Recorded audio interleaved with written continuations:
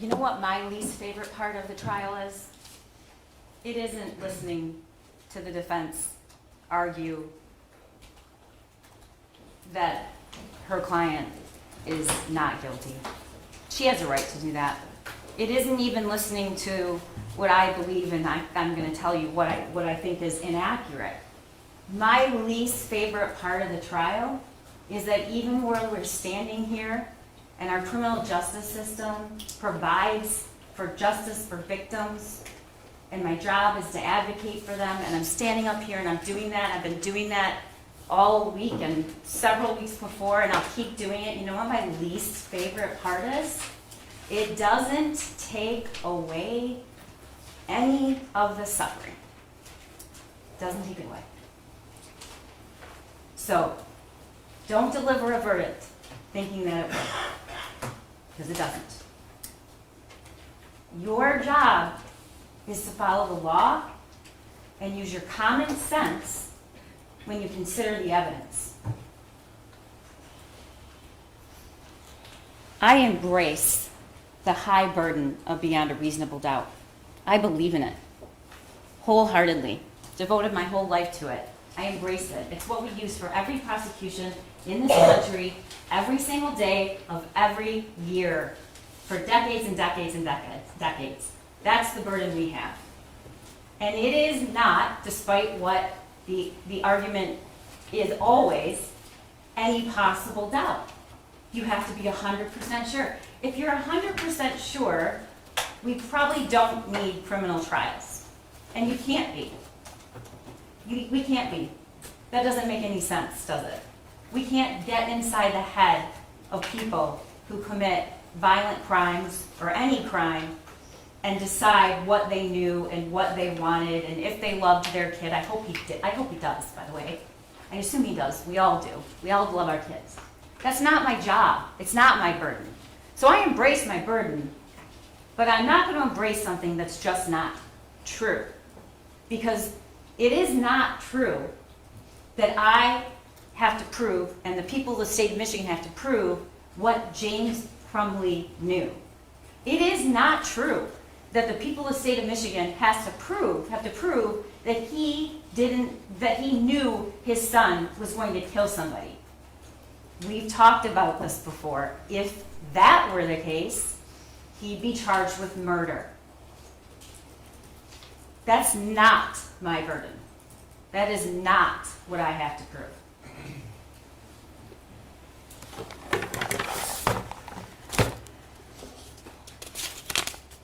The judge is going to instruct you what burden. It's a reasonable burden, and it's as to the elements that I have to prove. Only the elements. Beyond a reasonable doubt, using your common sense and your reason. The elements, and what are the elements? You're not going to hear that the elements of this crime are that I have to prove what he knew, what he actually knew. That's not the law, ladies and gentlemen. That is not the law. The law is I have to prove beyond a reasonable doubt what a reasonable person would do using ordinary care. That's what I have to prove.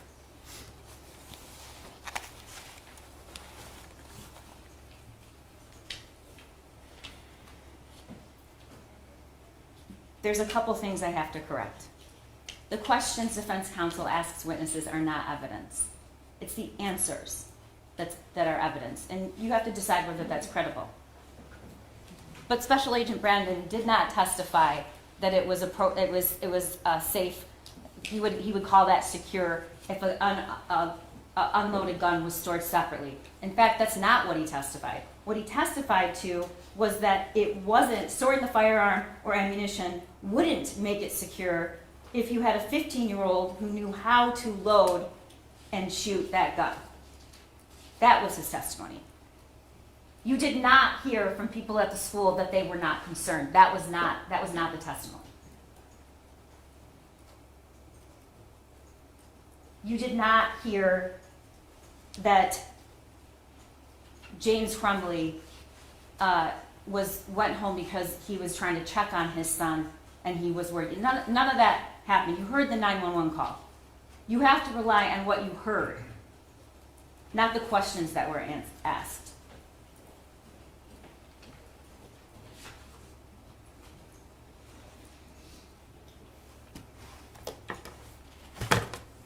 Defense counsel put up a statement from the Journal about my gun and where my dad hid it. And she's urging you to find that credible. But if you do, and we argue you should find, it's all credible. You don't get to pick one statement from a journal and say he was telling the truth there. But all the stuff about how he asked his dad for help, that wasn't the truth. You have to use common sense. And I'm not going to go through every single thing that Ms. Lehman told you, because I know that you were all taking notes and you all listened to it. And I laid out, and I know you remember the testimony. But the one thing I'm just going to ask you one more time is, I embrace my burden, but you have to hold me to the law and what I actually have to prove and what the judge tells you I have to prove, which comes down to common sense and reasonableness. Let's step back. We have a person, we have a father who purchased a gun as a gift. He knows he has it. He knows how to use it. He knows he's in the house by himself after it's purchased. He gets called to the school. He gets called to the school, and the words on the paper, the drawing on the paper is of that gun. You heard Special Agent Brandon. The testimony speaks for itself, and so does the drawing. He saw the words, blood everywhere. He saw the image on the paper with the bullets and the person bleeding. He understands exactly, because the image is there and you saw it, that's exactly where those bullets landed. The thoughts won't stop. Help me. I want help, but my parents don't listen to me, so I can't get any help. And then that day, just hours before, help me. Use common sense. It doesn't make any sense to stand here and say someone had no idea that he needed help when he saw on the page, help me. It doesn't make any sense, because any reasonable person, which is the standard you have to use, using ordinary care, would know that, because it actually says, help me. The world is dead. My life is useless.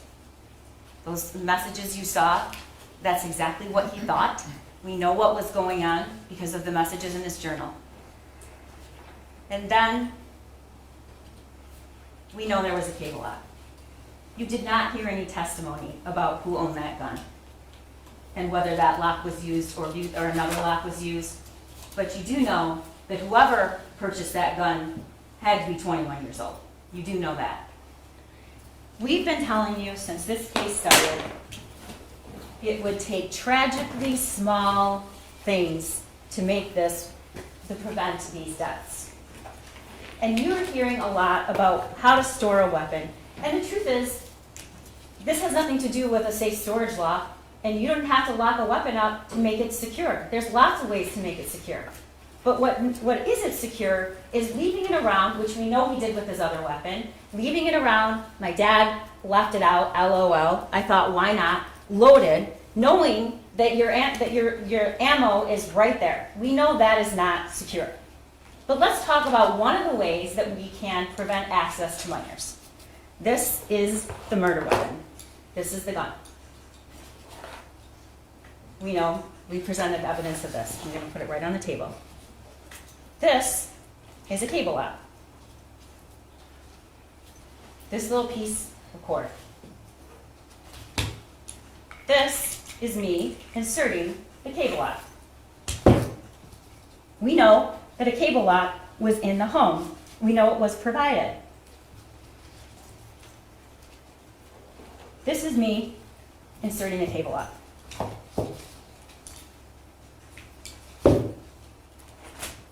That takes less than 10 seconds. It takes less than 10 seconds. 10 seconds You don't have to go find it. You don't have to go buy it. It was provided. It was right there. You just watched me do it.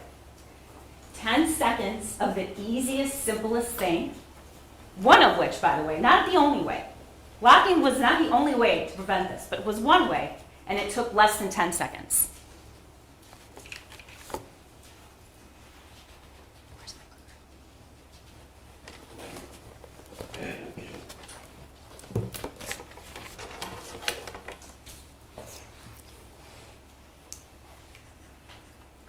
Let's talk about the gun being hidden. Let's talk about that. You heard the defendant's sister say, yeah, he went and got the gun from his bedroom. These are the other 2 guns. Ladies and gentlemen, the guns were kept in the bedroom. The family was there when she was told that, and everyone knew the guns were kept in the bedroom. This is where he says he hid the gun, the armoire. This is what it looked like that day. Wet towels folded over it. It wasn't even closed. He says it was in the armoire under some jeans. This is not hiding a weapon. This is just where you kept it. It is not reasonable to conclude that a 15-year-old who spends all kinds of time in the house alone would not know where it was, because it wasn't hidden. This isn't a case where we have a parent who hides a weapon far out of reach from a child who couldn't get to it, doesn't know it exists, ammunition in a totally separate spot. The kid, that's not this case. It's reason and common sense is what we have to use.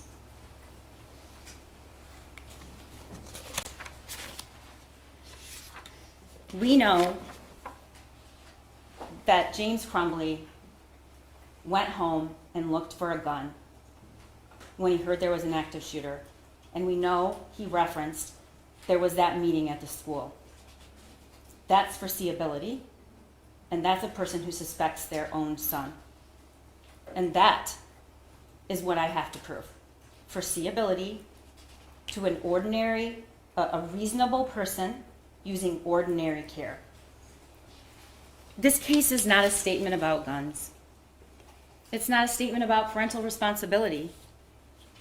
It's not about kids doing kids things. The kids on November 30th in that building were doing kids things. Hannah, Madison, Tate, Justin, they were going to class. They were talking to their friends. They were dancing in the hallway. Those are kid things. Parenting is the hardest job that we'll ever do. The hardest job, and one of the most important ones, but it's exhilarating and joyful and the best experience of our lives. We look at our kids when they're born and we see hope. But they can break your heart. They're supposed to. They have to leave someday. They don't come with a set of instructions. I'm not here to tell you that this case is about somebody who didn't follow the instructions to be a perfect parent. But we do have a guide. We do have a basic standard for ordinary care. We all have doubts about our kids. We all worry every minute of every day that they're going to do something or something's going to happen to them, and then it might be because of something we did or we didn't do. We are not responsible for everything our kids do. This prosecution in this case is not inconsistent with that. It just isn't. This is a very egregious and rare set of facts. We do have a measuring stick, ladies and gentlemen, and it's the law. And it requires us to use ordinary care. And there is a consequence if we don't. In a very limited way that the law allows a parent to be charged.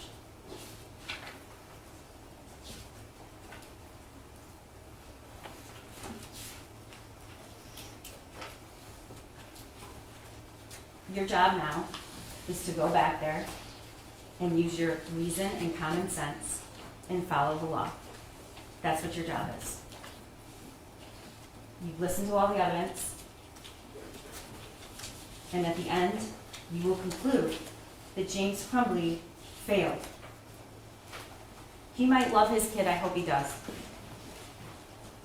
But stick to what I have to prove.